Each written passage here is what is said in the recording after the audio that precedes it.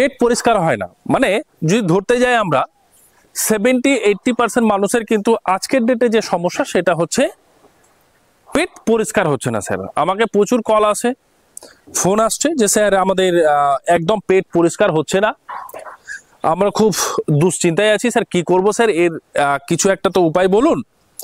তো এই যে সমস্যা এটা কিন্তু দিনের পর দিন, এটা অ্যাকচুয়ালি শুধু আপনার বলে নয়, এটা হচ্ছে 70-80% মানুষের কিন্তু আজকে ডেটে পেটের সমস্যা। এবং যদি আমরা ধরতে যাই ওভারঅল, তাহলে 90% মানুষের কিন্তু আজকে ডেটে পেটের কিন্তু সমস্যা দাঁড়িয়েছে।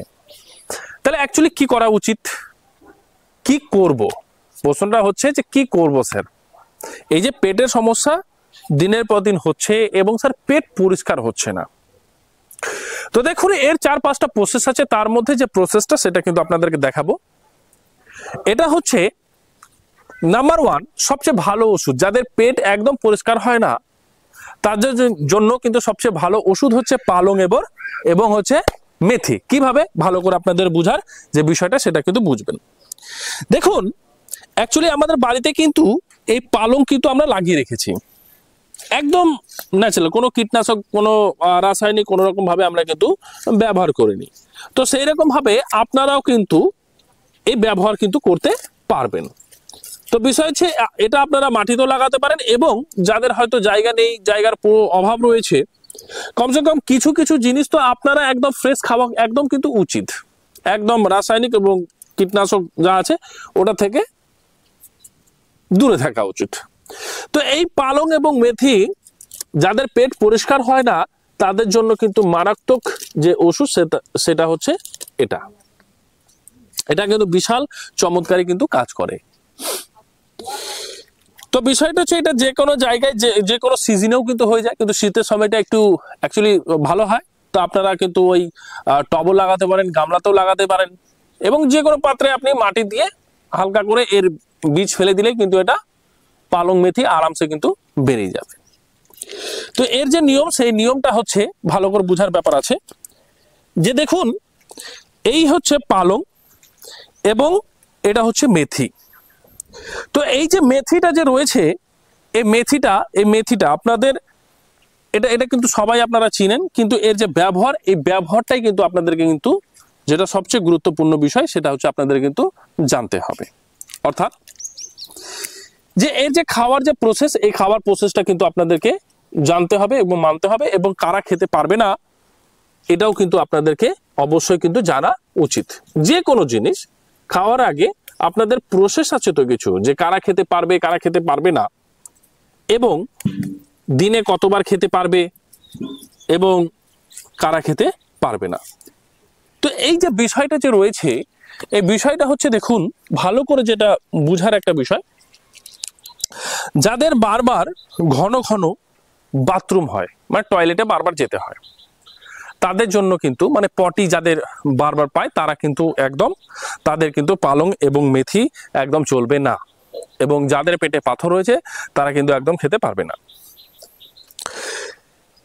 তো প্রশ্নটা আমাদের হচ্ছে স্যার আপনি তো বলছেন যারা বারবার বাথরুম মানে পটি যাদের পাচ্ছে তো ওরা খেতে পারবে না। তো আমি কিন্তু এখানে একটা বিষয় বুঝেছি, আমি কি বললাম যাদের ভালোভাবে পেট পরিষ্কার হয় না, তা বলে এটা না যারা বারবার বাথরুমে যাচ্ছে মানে পটি যাদের বারবার হচ্ছে তাদেরকে খেতে বলেছি, একদম না। কিন্তু আমি কিন্তু সেই কথাটা বলিনি, আমি বলেছি যাদের ভালোভাবে পেট পরিষ্কার হচ্ছে না তাদের জন্য এটা। ভালো করে বোঝার চেষ্টা করবেন, এখানে কিন্তু বুঝতে কিন্তু অসুবিধা হয়ে গেলে কিন্তু আপনাদের প্রবলেম হয়ে যাবে। অর্থাৎ ধরুন বারবার আপনাদের হয়তো বলছে স্যার আমাদের বারবার দিনে 3বার 4বার 5বার স্যার আমাদেরকে পটি যেতে হয়, আপনি ব্যাপারটা বুঝতে পারলেন না। 4বার 5বার যেতে হয় এটা তো স্যার আপনি পেটের জন্য বলেছিলেন বলে আমি স্যার খেয়ে ফেলেছি, তাহলে কিন্তু তাদের কিন্তু অসুবিধা আরো বেড়ে যাবে।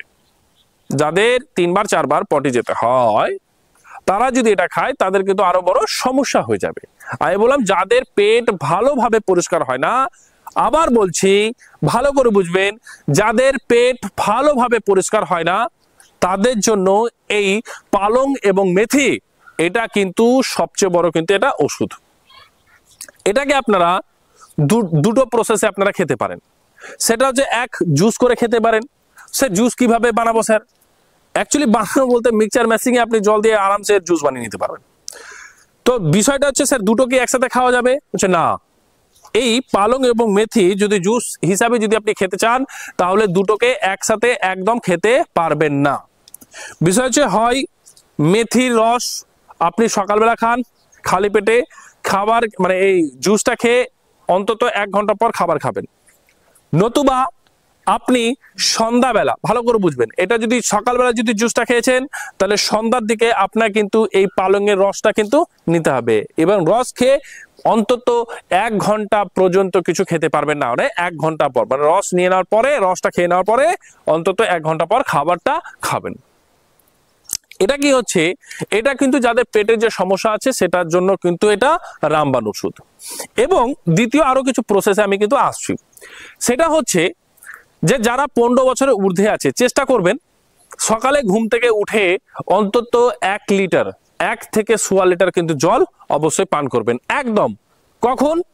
বাসি মুখে, ব্রাশ করার আগে, বাথরুম যাওয়ার আগে। স্যার আপনি তো বাসি মুখে বলেছিলেন, স্যার আপনি তো এটা বলেন না স্যার বাথরুম থেকে আসার পর খাওয়া যাবে না।